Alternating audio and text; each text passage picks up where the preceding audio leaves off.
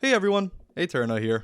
Last year in 2023, I visited Japan for the first time, and I got around to visiting 7 different amusement parks. In this video, I will rank these 7 parks in order from worst to best. With that out of the way, let's get started. Number 7, Yokohama Cosmo World. Yokohama Cosmo World starts off our list at number 7. But does this make it a bad park? Not at all. In fact, I would say it's pretty good for what it is. Yokohama Cosmo World is a small park in the middle of Yokohama, with 3 roller coasters. The park is known for its iconic diving coaster Vanish, also known as the clickbait coaster. I'll probably eventually make a review for this ride, but I'll leave the short version of my thoughts here. It's a solid ride, especially for what it is, and the actual drop into the tunnel is pretty fun. It's also embarrassingly one of my only 3 coasters I've grayed out on, which is pretty wild because it's basically a family coaster. There's also a Reverchon spinning Wild Mouse here, and it's one of the most scuffed coasters I've ever been on, and it is a glorious experience. At this park you pay per ride, much like our next park on this list. Number 6, Tokyo Dome City. Another park similar to Yokohama Cosmo World, Tokyo Dome City is a park in the middle of Tokyo, right beside the Tokyo Dome. Much like Yokohama Cosmo World, here you pay per ride. This park is the home of the iconic Thunder Dolphin, the intimate hypercoaster that travels on buildings and through an observation wheel. But that's not the only cool coaster this park has, as it's also the home of Panic Coaster Backed On, a family coaster that launches you forwards before you do it all again backwards. Of course, one of the coolest things about this park is how it's in the middle of Tokyo, and a decent amount of rides here give you a pretty cool view of the city. There's just something special about riding a roller coaster that goes over buildings. With the 2 small parks out of the way, let's get to the big parks. Number 5, Yomiuri Land. Yomiuri Land is weird. The whole park is split into what's basically 2 areas. One of them looking abandoned and as if there hasn't been any attention given to it in decades, and the other looks modern and new. Yomiuri Land is currently the home to 4 roller coasters, with its star coaster being Bandit, a Togo Hyper opened in 1988, with their newest coaster being Lipoveden Rocket Luna, a Gerstlauer family invert that opened in 2021 that's located mostly indoors. Bandit and a kiddie coaster are both located in the old disheveled part of the park, while Spin Runway, another enclosed Gerstlauer coaster, and Lipoveden Rocket Luna are in the new area.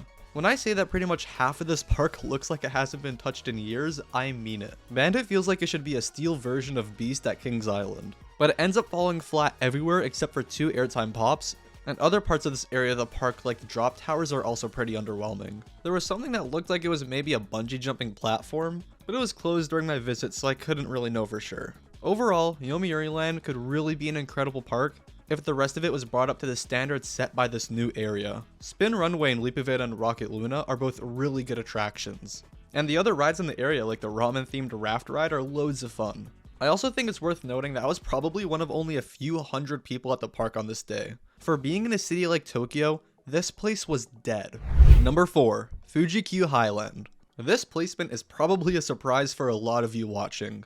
I mean, why wouldn't it be? Fuji-Q Highland is probably the most popular park in Japan amongst coaster enthusiasts. It's got what I consider the best coaster in the world in Asianica, and an incredible cast of top-tier coasters surrounding it, like Takabisha, Fujiyama, and Dodonpa, which for all we know might not be around that much longer either. So why does it land at number 4? Simply put, the top 3 lineup is just that good. But also, besides its several really good coasters, Fuji-Q just doesn't have that much to it. The park is small, the merchandise sucks, and it feels like it cares more about pushing their admittedly amazing food options instead of doing anything else. Seriously though, the food options here put like 90% of other parks to shame. It's not even close. My visit was about a month before Zokon opened, so this ranking isn't taking that right into account. So besides the food and coaster lineup, what else does the park succeed at? The views. Fuji-Q is surrounded by mountains, and right beside the big man himself, Mount Fuji. There are some incredible clips out there with rides here running with Mount Fuji looking stunning in the background. And if you get lucky enough to visit on a day where the weather is good, you just might be able to see Mount Fuji in all of its glory. Then you might just have an extremely memorable day here. While some areas of the park look a bit unkempt, and saying a bit is definitely an understatement, most of the park looks up to date. It doesn't look like it's been abandoned for decades like Yomiuri Land. The top 4 on this list are just so tight and close together that I had a lot of trouble deciding on this park's placement. So don't take this number 4 placement as me calling Fuji-Q bad, but take it as a way of me saying that these next 3 parks are somehow even better than this already stunning park.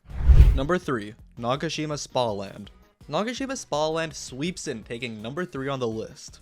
While it may not have the crazy top 4 of Fuji-Q Highland, it makes up for that by having a more well-rounded lineup for everybody to enjoy. Out of all the parks I've visited in Japan, Nagashima Spa Land felt the most like a typical North American park. It's kind of hard to explain, but I guess you could say it feels like visiting a top-end Six Flags park. The coaster lineup is well-rounded, while also having some very unique attractions. Rides like Hakuge and Steel Dragon 2000 stand out at the top of this park's lineup, and they really make the place worth visiting. Hakuge is one of the best coasters in the world, and Steel Dragon 2000 is a solid giga coaster, dropping you from over 300 feet. The food options here aren't as insane and diverse as Fuji-Q's, but the park still has some solid food options that you won't find at a lot of parks overseas. Nagashima Spa Land is also the home of some gem attractions. For example, their Ultra Twister is a really fun ride that you don't really get to find in a lot of other parks. Nagashima Spa Land has something for everyone, whether you're a thrill seeker or somebody who likes more tame attractions. Number 2. Tokyo Disney Sea.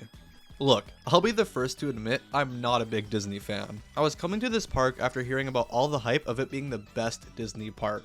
So I was thinking if any park would finally get me into Disney parks, it would be this one. Unfortunately, it didn't do the trick, but at the end of the day, it was still an incredible park. Tokyo Disney Sea has some amazing theming, and rides for the whole family. It's also the home of what's currently my favorite water ride, Aquatopia my beloved. While it may not be packed with roller coasters like some of the other parks on this list, it makes up for that with some really fun themed attractions. In my opinion, Journey to the Center of the Earth is one of the best non-roller coaster rides I've been on, and that ending is a lot of fun. So what about coasters? Tokyo Disney Sea has one non-kiddie coaster, and it's more of a family coaster with a loop thrown into the middle of it. Besides that, it's, well, a Disney park, so you kind of get what you expect.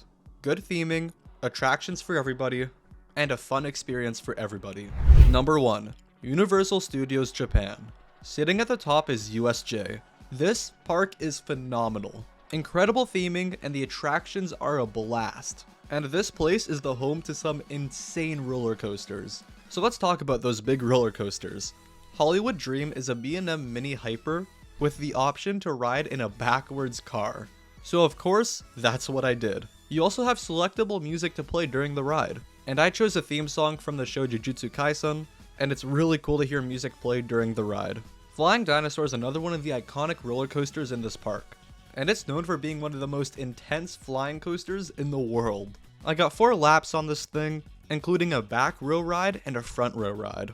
And man, this thing is intensity. This currently sits at number 6 on my overall coaster list out of over 340 coasters. It's also worth noting that this park has an indoor spinning coaster that runs with VR, and it's a lot of fun.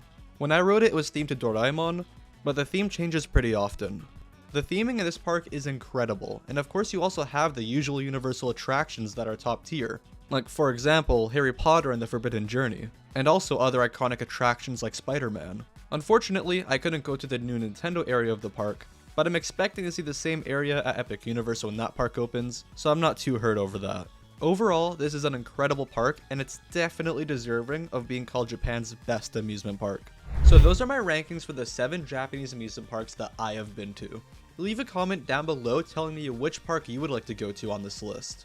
I'm interested in seeing what people are saying, because I'm expecting most of you guys to say Fuji-Q Highland. You can click on the box on the left side of the screen to see another video. I have been Eterna, thanks for watching.